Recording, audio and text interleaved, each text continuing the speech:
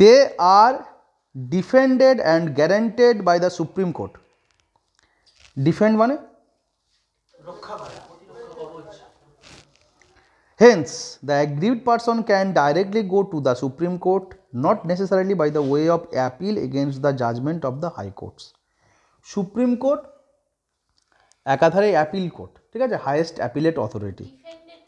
Defend মানে guard করা, প্রতিরক্ষা করা, রক্ষা করা, ঠিক আছে। যেমন ধরা যাক তোমার বাড়িতে প্রচুর বাইরের লোক চলে আসছে বা কুকুর এসে চেঁচামেচি করছে, তো তুমি পাঁচিল দিয়ে দিলে মানে ডিফেন্ড করলে, ঠিক আছে, আর কেউ ঢুকতে পারছে না। অর্থাৎ এটার মানে হচ্ছে আমাদের ফান্ডামেন্টাল রাইটসগুলো এরকমই যে সেটা যদি লঙ্ঘিত হয় তো সেটার বিরুদ্ধে আমাদের অ্যাপিলের মধ্যে দিয়ে সুপ্রিম কোর্টে আসতে হবে না, ডাইরেক্টলি সুপ্রিম কোর্টে আসতে পারে। এবং এটা কিন্তু প্রশ্ন আসবে, একটা স্টেটমেন্ট দিয়ে যাবে যে ফান্ডামেন্টাল রাইটস কোনো কারণে যদি ভায়োলেটেড হয়, so you have to come to Supreme Court, হ্যাঁ, থ্রু অ্যাপিল বা থ্রু অ্যাপিল অনলি। বলে দিল স্টেটমেন্টটা কিন্তু ভুল স্টেটমেন্ট, হ্যাঁ, ডাইরেক্টলিও যেতে পারি আমরা, ওকে। অ্যাপিলের মধ্যে দিয়ে তো যেতে পারি, কিন্তু ডাইরেক্টলিও আমরা সুপ্রিম কোর্টকে অ্যাপ্রোচ করতে পারি। ছোটো ছোটো স্টেটমেন্টের ওপর দিয়ে প্রচুর ভুল ঠিক এগুলোর কোশ্চেন চলে আসে। চলো নেক্সট কি, নেক্সট হচ্ছে দে আর নট স্যাক্রোস্যাঙ্ক্ট অর পারমানেন্ট। স্যাক্রোস্যাঙ্ক্ট মানে অলঙ্ঘ, অলঙ্ঘ, যা লঙ্ঘন করা যায় না। উঙায় ঘয় জফালা, অকার ল উঙায় ঘয় জফালা, ইয়েস জফালা, অলঙ্ঘ, ঠিক আছে। অর্থাৎ তারা স্যাক্রোস্যাঙ্ক্ট নয়, পার্মানেন্ট নয়, ঠিক আছে। The parliament can curtail or repeal them but only by a constitutional amendment act and not by the ordinary act.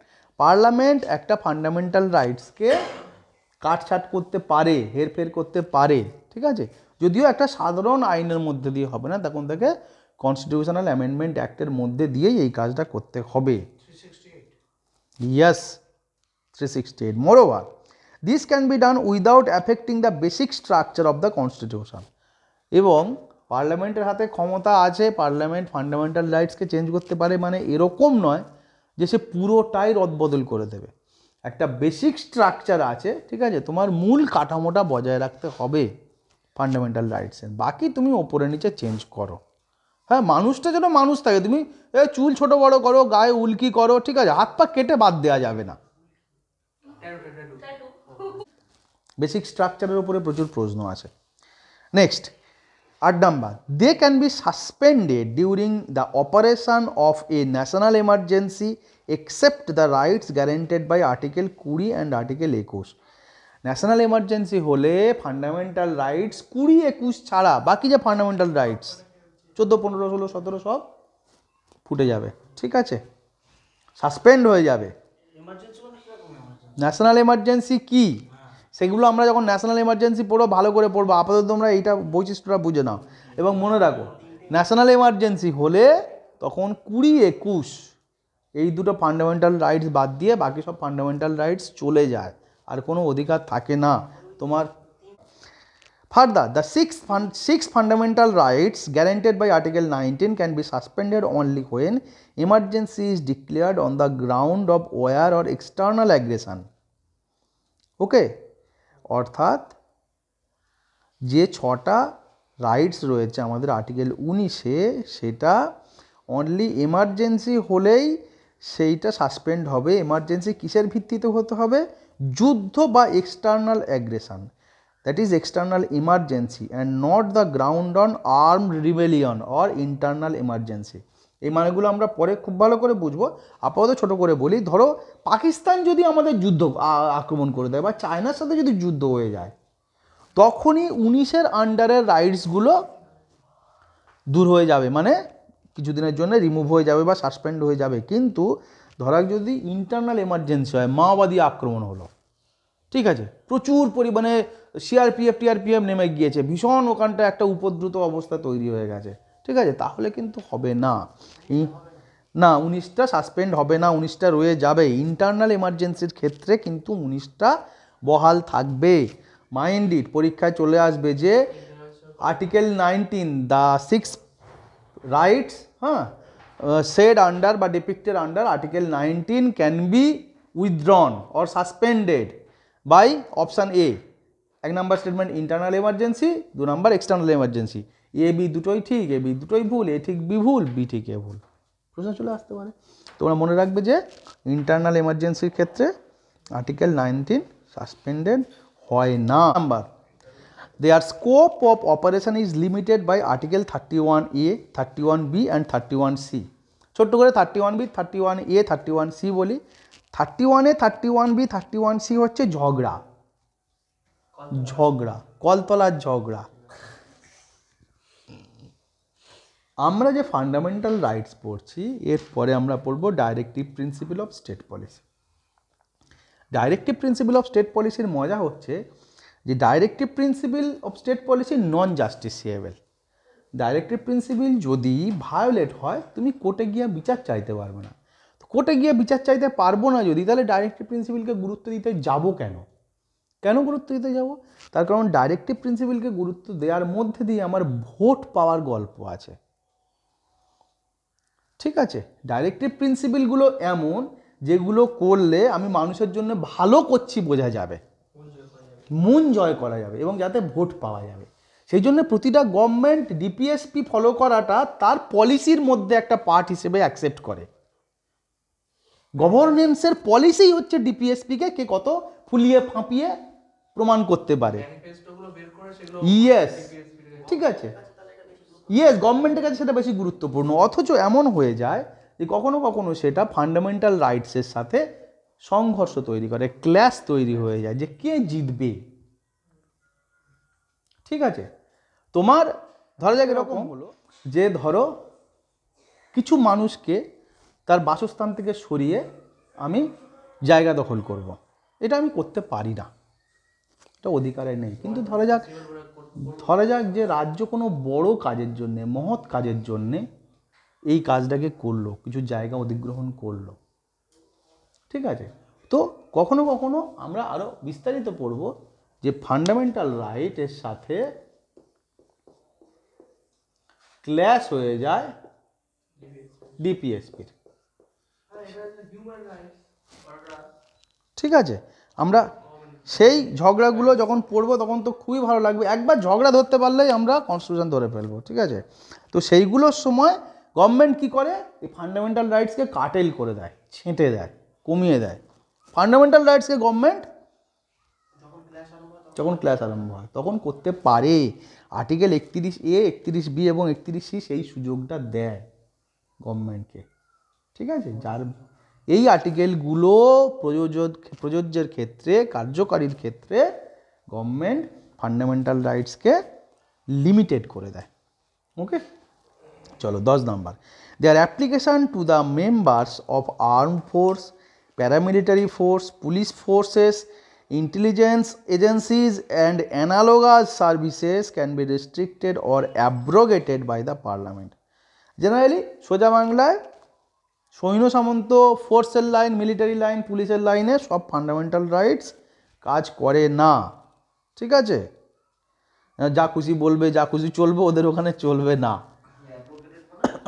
রদ করা, অ্যাব্রোগেট মানে রদ করা। ওকে, থামিয়ে দেয়া। ইয়েস, বা রেস্ট্রিক্ট করে, সীমাবদ্ধ করে দেয়। চলো 11 number, their application can be restricted while martial law is in force in any area. Martial law মানে সেনাবাহিনীর দ্বারা শাসিত কোনো অবস্থা, যে আইনের মাধ্যমে কোনো অঞ্চল সেনাবাহিনী শাসন করছে। যেমন ধরা যাক আমাদের যখন কোনো একটা অঞ্চলে সেকশন 144 হয়ে যায়, তখন ওই সৈন্যরা এসে চলে যায় না, এসে কারফিউ চলে, আমরা বেরোতে পারি না, 4 জনও তো একসাথে যাওয়াই যায় না, গল্প করা যায় না। তখন যদি বলে আমার ফান্ডামেন্টাল রাইটস আছে, আমি যা খুশি বলবো, যা খুশি করবো। ওকে, ভোটের সময় হতে পারে, যে কোনো সময় গণ্ডগোলের রায়টে হতে পারে। সাধারণত খারাপ অবস্থাতেই হয়। আমি একবার ইয়েতে গেছিলাম, সাহারানপুরে ট্রেনিং করতে গেছিলাম। তো সাহারানপুরে ওখানটায় পাঞ্জাবিদের ওই অঞ্চলে ওদের সাথে আর মুসলমানদের খুব গণ্ডগোল হয়েছিল, রায়ট হয়ে গেছিলো। আমি যখন রাস্তা দিয়ে যাচ্ছি, মানে ধরা যাক আমাদের এই রাস্তাটায় হাঁটছি, দুপাশের বাড়িগুলো পুড়িয়ে দিয়েছে, মানে মনে হচ্ছে যেন পোড়া কেক দুপাশে কালো হয়ে গিয়ে যে পুরো জায়গাটা তার মধ্যে দিয়ে হেঁটে যাচ্ছি। হ্যাঁ, মানে সে রায়টের যে চিত্র না, সে ভয়ঙ্কর চিত্র। যাই হোক, সেই অবস্থায় হ্যাঁ কখনো কখনো মার্শাল ল চালু হয়ে যায়, মিলিটারি রুল চালু হয়ে যায়, সেখানটা আমরা ফান্ডামেন্টাল রাইটস পাবো না। ওকে, নেক্সট হচ্ছে 12 নম্বর, most of them are directly enforceable or self executory while a few of them can be enforced on the basis of a law made for giving effect to them. Such a law can be made only by the parliament and not by the state legislature so that uniformity throughout the country is maintained. বলি তোমাদেরকে এই মানেটাকে, এটা হলো কি, most of them are directly enforceable, এই fundamental রাইটসগুলো directly বলবৎ করা হয়, ঠিক আছে। while few of them can be enforced on the basis of law made for giving effect to them. কখনো কখনো এরকম হয় যে সেই ফান্ডামেন্টাল রাইটসটাকে চালু করার জন্য, লাগু করার জন্য আলাদা করে পার্লামেন্ট ল বানালো, ফান্ডামেন্টাল রাইটস ইটসেলফই লাগু হয়ে যায়, কিন্তু কখনো কখনো কোনো বিশেষ জিনিস চালু করার জন্য ফান্ডামেন্টাল রাইট থেকে একটা ল তৈরি করা হয়, এবং এই ল তৈরির কাজটা কে করে? সবসময় পার্লামেন্ট করে, স্টেট লেজিসলেচার পশ্চিমবঙ্গের বিধানসভা বা তামিলনাড়ুর বিধানসভা করে না। এমন উদাহরণ দিচ্ছে, উদাহরণ এরকম যে ধরা যাক কোনো একটা অঞ্চলে, সেই অঞ্চলে একটা গভর্নমেন্ট বলছে যে আমি আমার রাজ্যের অধিবাসীদেরকে ভালো রকম করে রেশন দেব, কি বিশেষ পড়াশুনোর জন্য ছাড় দেব, কি বই দেব, ঠিক আছে। এখন সেই অঞ্চলের অধিবাসী, ভালো করে বোঝো, সেই অঞ্চলের অধিবাসী এটা ডিটারমাইন করার ক্ষমতা কার? সেটা পার্লামেন্ট করবে, যে ওই লোক কাদেরকে বলা হবে ওই রাজ্যের অধিবাসী। আর একটা উদাহরণ দিই, ধরা যাক এই যে রিটগুলো, মানে ফান্ডামেন্টাল রাইটসগুলো পরিপ্রেক্ষিতে মানে আমাদের কোর্টগুলো, সুপ্রিম কোর্ট বা হাইকোর্ট কিছু রিট জারি করে। রিট কি আমরা ভালো করে পরে পড়বো, ঠিক আছে, বা কিছু বিশেষ ক্ষমতা লাগায়, কাজে লাগায়, ঠিক আছে, কোর্টগুলো। এগুলো সুপ্রিম কোর্ট এবং হাইকোর্টই করে। এখন হতে পারে যে কোনো একটা কোর্ট যে সুপ্রিম কোর্ট হাইকোর্ট নয়, এটা লোয়ার কোর্ট, কিন্তু পার্লামেন্ট তাকে ক্ষমতা দিল যে তুমিও সুপ্রিম কোর্ট হাইকোর্টের মতোই ক্ষমতাশালী হয়ে ওই রিটগুলো তুমি কাজে লাগাতে পারো। ওকে, তো এরকম কিছু কিছু ঘটনা ঘটতে পারে। ওকে, এই কাজগুলো কিন্তু সুপ্রিম কোর্ট বা হাইকোর্টের জায়গায় একটা লোয়ার কোর্টকে এই ক্ষমতা যুক্ত করার কাজ পার্লামেন্টই করতে পারে, কোনো রাজ্যের বিধানসভা করতে পারে না। কেন? তার কারণ পার্লামেন্ট করলে সারা দেশের জন্য সেটা ইউনিফর্মলি নিয়মটা থাকবে। রাজ্যের হাতে ক্ষমতা দিলে এই রাজ্য একরকম ক্ষমতা দেবে, ওই রাজ্য একরকম ক্ষমতা দেবে, গন্ডগোল হয়ে যাবে। হলো, চলো আমরা পড়বো ডেফিনেশন অফ স্টেট। স্টেট কাকে বলে? What is state? 1 নম্বর বৈশিষ্ট্যটা দেখো।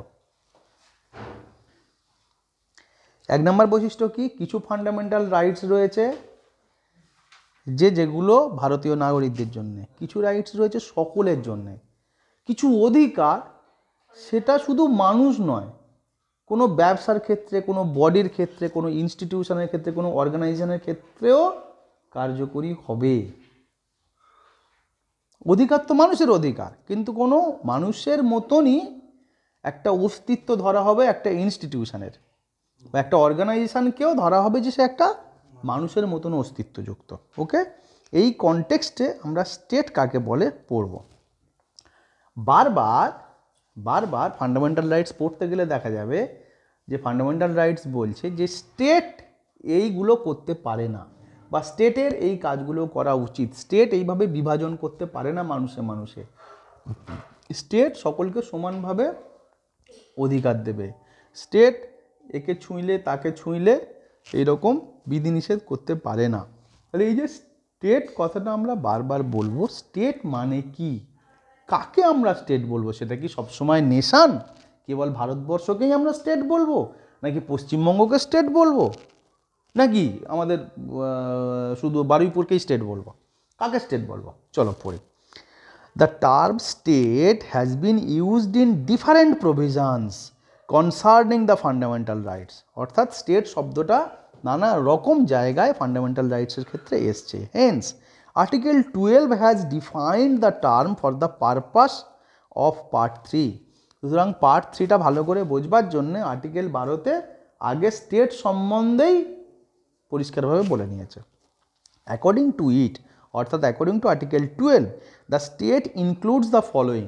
স্টেট কাদেরকে বলা হবে? চলো, a government and parliament of India, একে স্টেট বলা হবে, অর্থাৎ প্রথমেই নেশান বলা হচ্ছে, গভর্নমেন্ট অফ ইন্ডিয়া বা parliament, that is executive and legislative organs of the union government. কেন্দ্রীয় সরকারের এক্সিকিউটিভ এবং লেজিসলেটিভ অর্গানই হলো স্টেট। বি কি? Government and legislature of states, অর্থাৎ পশ্চিমবঙ্গ সরকার, তাকে স্টেট বলা হচ্ছে, that is executive and legislative organs of the state government. C all local authorities, that is municipalities, panchayats, district boards, improvement trusts etcetera, এগুলোও state বলা হচ্ছে। মানে যখন কোনো নিয়ম তৈরি হবে, মানুষে বিভাজন করবে না, সকলকে সমানভাবে দেখবে, এটা কেবল একটা রাজ্যের জন্য বা দেশের জন্য না, একটা ডিস্ট্রিক্ট বোর্ডের জন্যও সেটা সমানভাবে লাগু থাকবে, এদেরকেও স্টেটের মধ্যে ফেলা হবে। এবং কোনো কারণে যদি ফান্ডামেন্টাল রাইটস লঙ্ঘিত হয়, তো একটা মানুষ একটা ডিস্ট্রিক্ট বোর্ড, একটা মিউনিসিপ্যালিটি, পঞ্চায়েতের বিরুদ্ধেও কোর্টে যেতে পারে। গল্পটা চলো। D all other authorities, that is statutory or non-statutory authorities like LIC, ONGC, SAIL, etc. What is statutory and non-statutory authority? Have you any idea? সবচেয়ে প্রথমে যে লটা আসে, law of the land, that is constitution, highest law, itself একটা law. কনস্টিটিউশনের নিচে, কনস্টিটিউশনের নিয়মগুলোর উপর ভিত্তি করে কে ল বানায়, আইন বানায়? পার্লামেন্ট। ঠিক আছে?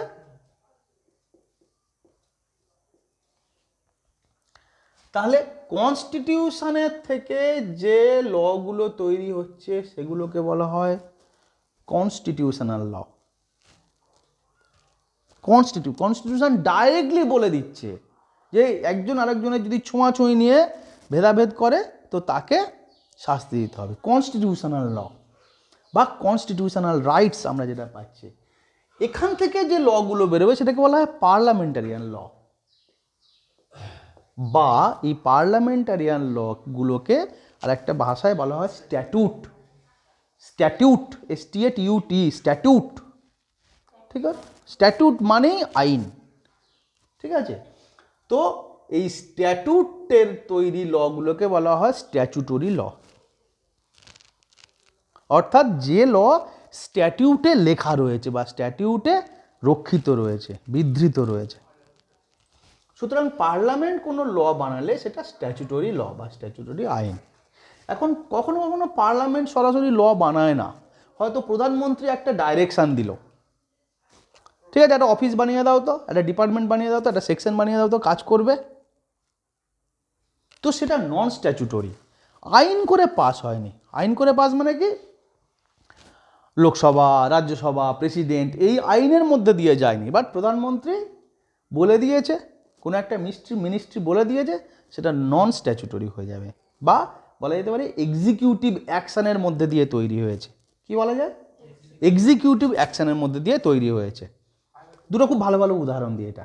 ফার্স্ট উদাহরণ হচ্ছে, আগে ছিল নীতি আয়োগ, আর আগে ছিল আমাদের প্ল্যানিং কমিশন, এখন নীতি আয়োগ। এটা নন স্ট্যাচুটরি বডি, এত বড় একটা বডি কাজ করছে, অথচ নন স্ট্যাচুটরি বডি, কোনো আইন ওর জন্য তৈরি হয়নি, সংবিধানে কোনো আইন তৈরি, সংবিধানে তো উল্লেখ নেই, কনস্টিটিউশনে তো উল্লেখ নেই বাবা, ঠিক আছে, কিন্তু পার্লামেন্টও কোনো এর জন্য আইন তৈরি করেনি।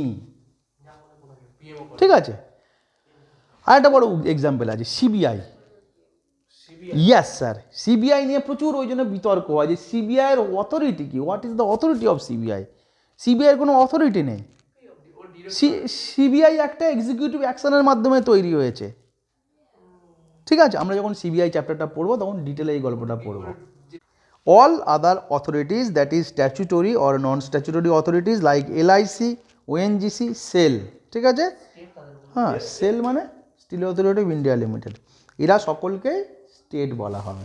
ওকে, দাস, অতএব state has been defined in a wider sense so as to include all its agencies.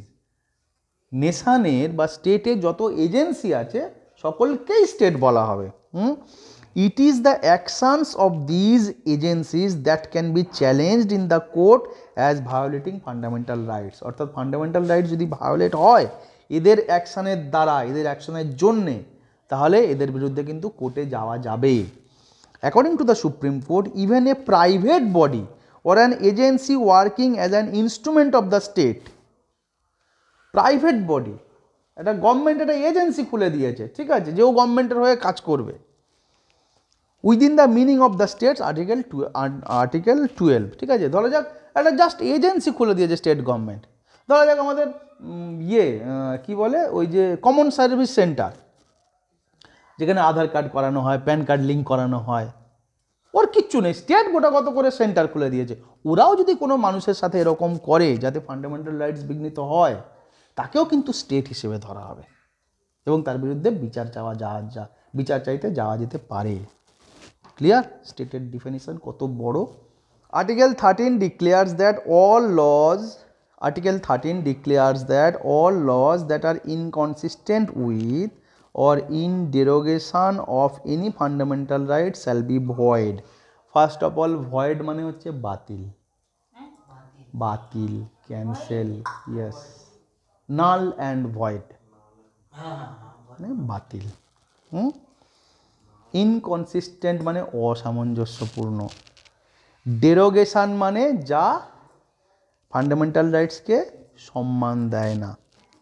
তাহলে আর্টিকেল 13 কি বলছে, যে যেসব ল যা ফান্ডামেন্টাল রাইটসের সাথে সামঞ্জস্যপূর্ণ নয় বা ফান্ডামেন্টাল রাইটসকে সম্মান করে না, তাদেরকে সোজাসুজি বাতিল হিসেবে ধরে নিতে হবে। সমস্ত ল, যে কোনো একটা ফান্ডামেন্টাল রাইটসের সাথেই যদি অসামঞ্জস্যপূর্ণ হয় তাহলে সে বাতিল হয়ে যাবে। অর্থাৎ প্রতিটা ফান্ডামেন্টাল রাইটসের সাথে তাকে ম্যাচ করতে হবে, সেই অনুযায়ী চলতে হবে, সেই অনুসারে তাকে থাকতে হবে। ইন আদার ওয়ার্ডস, অন্য কথায়, it expressively provides for the doctrine of judicial review. Expressively provides মানে একদম বলে কয়ে সম্পূর্ণভাবে, হ্যাঁ, জুডিশিয়াল রিভিউয়ের কথা বলছে। জুডিশিয়াল রিভিউ কি আসছে, this power has been conferred on the supreme court by article 32। Article 32-এ জুডিশিয়াল রিভিউ রয়েছে, অ্যান্ড দ্য হাইকোর্টসে আর্টিকেল 226-এ রয়েছে। পরীক্ষায় বারবার আসে কিন্তু, 32-এ সুপ্রিম কোর্ট, 26-এ high court. that can declare a law unconstitutional and invalid on the ground of contravention of any of the fundamental rights. অর্থাৎ জুডিশিয়াল রিভিউ কি? রিভিউ মানে রিভিউ মানে পর্যালোচনা করা, বলো, পুনর্বিবেচনা করা, ঠিক। জুডিশিয়াল রিভিউ মানে যেখানে জুডিশিয়ারি পর্যালোচনা করবে, কোনো বানালো সুপ্রিম কোর্ট সেটা চেক করবে। কোনো আইন পশ্চিমবঙ্গ বা তামিলনাড়ু বা সিকিমের কোনো একটা বিধানসভা বানালো, সেখানকার হাইকোর্ট চেক করবে। চেক করে যদি মনে করে যে সেই আইনটা ফান্ডামেন্টাল রাইটসের সাথে ম্যাচ করছে, সামঞ্জস্যপূর্ণ, ফান্ডামেন্টাল রাইটসকে সম্মান দিচ্ছে, তাহলে ঠিক আছে, তাকে রাখবে অথবা কেটে বাদ দেবে। এই অধিকারটাকে কি বলে? Judicial review. এই অধিকারটা কোন ধারায় আছে? 32 সুপ্রিম কোর্টের ক্ষেত্রে, 226 হাইকোর্টের ক্ষেত্রে, ঠিক আছে। একটা আইন সেটা কনস্টিটিউশনালি ঠিক কি ভুল, সেটা ফান্ডামেন্টাল রাইটসের সাথে সামঞ্জস্যপূর্ণ কি না, এইটা চেক করাই একটা ফান্ডামেন্টাল রাইট। মজাটা বোঝো, এটা চেক করাই একটা ফান্ডামেন্টাল রাইট। এবং সেই জন্য এই রাইটটাকে যিনি আমাদের বানিয়েছেন কনস্টিটিউশন, ডক্টর বি.আর. আম্বেদকর, তিনি বলেছেন heart and soul of the constitution. এই রাইটটাকে এই কারণে বলেছে, ওকে, এই জন্য এটা এত beautiful. The term law in article 13 has been given a wide connotation so as to include the followings. Connotation মানে ধরে নাও, ঠিক আছে, ওর কি নির্যাস, ওর থেকে কি বেরোলো। আর্টিকেল 13 সেই জন্যে ওয়াইড কনোটেশন করেছে লকে। ল কাকে বলে, কেন ল কাকে বলে, তার জন্য এত কনোটেশন করে, তার কারণ তার আগে আর্টিকেল 13 বলেছে যে ফান্ডামেন্টাল রাইটসের সাথে যুক্ত নয়, যে সমস্ত রাইটস সে সবগুলো বাতিল, এবং সেই বাতিল করার ক্ষমতা সুপ্রিম কোর্ট এবং হাইকোর্ট 32 নম্বর ধারায় জুডিশিয়াল রিভিউয়ের মাধ্যমে করতে পারে। কি বললো? এই সমস্ত ল যা এদের সাথে ম্যাচ করে না করবে। এখন সমস্ত ল মানে আগে বোঝ, কোর্টের ভাষাগুলো ওই জন্য এরকম জটিল হয়ে যায়। কাকে তুই ল বলছিস? ওর কথাটা ল না আমার কথাটা ল? আগে লর মানে বোঝ ভালো করে, যে ল কাকে বলে। একটু আগে স্টেটের মানে বুঝেছিলাম আমরা, স্টেট কাকে বলে। কার বিরুদ্ধে তুই যাবি? ও কি স্টেট? না ও, হ্যাঁ ও স্টেট। ও কি ল? তুই যেটা বলছিস হ্যাঁ ল। এবার ল কাকে বলে পড়বো, দেখো। The term law in Article 13 has been given a wide connotation so as to include as the followings: A. Permanent laws enacted by the Parliament or the state legislature. Simple. Parliament এবং state legislature যে ল বানাবে সেটাকে ল বলা হয়। Second, temporary laws like ordinance issued by the president or the state governors, তাকেও ল বানানো হবে, ল বলা হবে। অধ্যাদেশ, অর্ডিন্যান্সের মধ্যে দিয়ে প্রেসিডেন্ট বা স্টেট গভর্নর যদি কোনো ল বানায়। Third, statutory instruments in the nature of delegated legislation or executive legislation like order, bile, rule, regulation or notification. মানে যে কোনো ধরনের কোনো নোটিফিকেশান বার করলো, কোনো রুল বার করলো, কোনো সাব রুল বার করলো, বাই রুল বার করলো, যা খুশি সেগুলো সব লয়ের মধ্যে পড়ে যাবে। এবং ল কেন আমরা লয়ের বিচার করছি? কেন?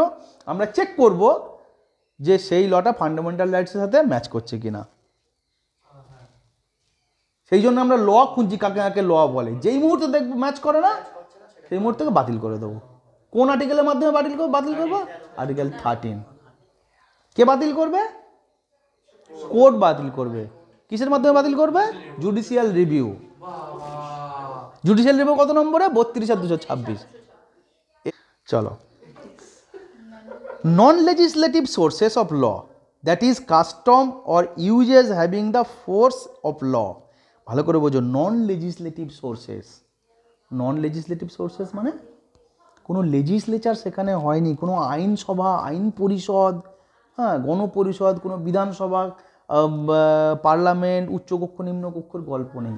বলছে যে কাস্টম মানে প্রচলিত রীতি রেওয়াজ, আর ইউজেজ যেমন চলে আসছে, যেমন কি, যেমন খাপ পঞ্চায়েত বেস্ট এক্সাম্পল। এই একই ক্ল্যান, একই গোষ্ঠীর মেয়েকে তুমি বিয়ে করতে পারবে না, বা বিয়ে করতে পারবে, নিয়মটা যাই থাক, ঠিক আছে? ওটা ওখানকার ওই অঞ্চলের ল, ওই মাটির ল, ওটা ল না, ওটা নিয়ম, জাস্ট চলে আসছে কি, সেটাকেও লয়ের মধ্যে ধরা হবে। এবং সেটাও যদি ফান্ডামেন্টাল রাইটসের সাথে ম্যাচ না করে, সেটাকে বাতিল করে দেওয়া হবে। ক্লিয়ার? ফার্দার আরও বেশি, আর্টিকেল 13 ডিক্লেয়ার্স দ্যাট, আর্টিকেল 13 এই কথা বলছে যে a constitutional amendment is not a law. খুব ভালো করে প্লিজ দয়া করে এটা শোনো। Article 13 declares that a constitutional amendment is not a law. Constitutional amendment যেটা করা হচ্ছে, কনস্টিটিউশনাল যেটা চেঞ্জ করা হচ্ছে, সেটা একটা ল নয়, hence can not be challenged. Constitutional amendment act কখন করা হয়? যখন পরিবর্তন দরকার। কে করে? একটু লড়াইটা বোঝো, কার সাথে কার লড়াই হচ্ছে। কে করে? কনস্টিটিউশন করে, এই পার্লামেন্ট করে। পার্লামেন্ট করে মানে কি? সরকার করে। সাধারণত সরকার কখন করতে পারে? একটা constitutional amendment act. Constitutional amend করা কিন্তু বেশ কঠিন। প্রচুর সংখ্যক লোকের দরকার সেখানটায়, অনেক বেশি লোক থাকবে, অনেক বেশি লোক ভোট দেবে, ঠিক আছে? সুতরাং বিরোধীদের মতামত গ্রহণ করবে না। বিরোধীদের মত গ্রহণ করতে গেলে কনস্টিটিউশনাল অ্যামেন্ডমেন্ট অ্যাক্ট হবে না। সুতরাং কোনো শক্তিশালী সরকার, পাওয়ারফুল সরকার, অনেক বেশি ভোটে জিতে এসছে, সেই এইসবগুলো করার ধান্দা করে নিজের সুবিধের জন্যে, কনস্টিটিউশনটাকে অ্যামেন্ড করে দেয়, ঠিক আছে? এখন কনস্টিটিউশনকে তো অ্যামেন্ড করলি মানে তো সেটা একটা আইন, স্বাভাবিক। একটা আইনকে তুই একটা কেটে দিয়ে নতুন আইন বানালি, তো অবভিয়াসলি সেটা একটা আইন। একটা আইন চলছিল, তুমি বলছো না এইভাবে হবে না, নতুনভাবে করতে, বলে কনস্টিটিউশনকে তুমি ইটসেলফ চেঞ্জ করে দিচ্ছ, দিয়ে কনস্টিটিউশনাল অ্যামেন্ডমেন্ট অ্যাক্ট করছো। কেশবানন্দ ভারতী বলছে, ঠিক আছে, দেখো আর্টিকেল 13 বলছে further, article 13 declares that a constitutional amendment is not a law, hence can not be challenged. Constitutional amendment act যেটা হলো মেড বাই পার্লামেন্ট, সেটাকে চ্যালেঞ্জ করা যাবে না আন্ডার আর্টিকেল 32। যে কোনো লকেই তো আমরা চ্যালেঞ্জ করতে পারি জুডিশিয়াল রিভিউয়ের মাধ্যমে, but constitutional amendment act challenge করা যাবে না, আর্টিকেল 13 বলছে। However, the Supreme Court held in Kesavananda Bharati case 1973, Supreme Court Kesavananda Bharatiতে 73তে কি বলছে, that a constitutional amendment can be challenged on the ground that it violates a fundamental rights that form a part of the basic structure of the constitution and hence can be declared as void. Supreme court ফিরে এলো নিজের জায়গায়, লড়া শুরু করলো, fight করা, যে না কনস্টিটিউশনাল অ্যামেন্ডমেন্ট অ্যাক্ট করছো ঠিক আছে, কিন্তু সেটাও চেক করতে হবে, যদি সেটা বেসিক স্ট্রাকচারকে আহত করে, ব্যাঘাত ঘটায়, মূল কাঠামোকে যদি তুমি নাড়াচাড়া করে বদলে দেয়, তখন সেটাকেও বাদ দিতে হবে। তাহলে একটা খুব ইম্পর্ট্যান্ট পয়েন্ট এখানটায় বলে আমি শেষ করি বা ছাড়ি ব্যাপারটা, সেটা হচ্ছে Kesavananda Bharati case, Kesavananda Bharati case is linked with basic structure of constitution. পরীক্ষায় আসবে যে বেসিক স্ট্রাকচার অফ কনস্টিটিউশন কোন কেসে বলা হয়েছে, Minerva mill case, Kesavananda Bharati case, supreme court জাজ কেস, তোমরা উত্তর করবে।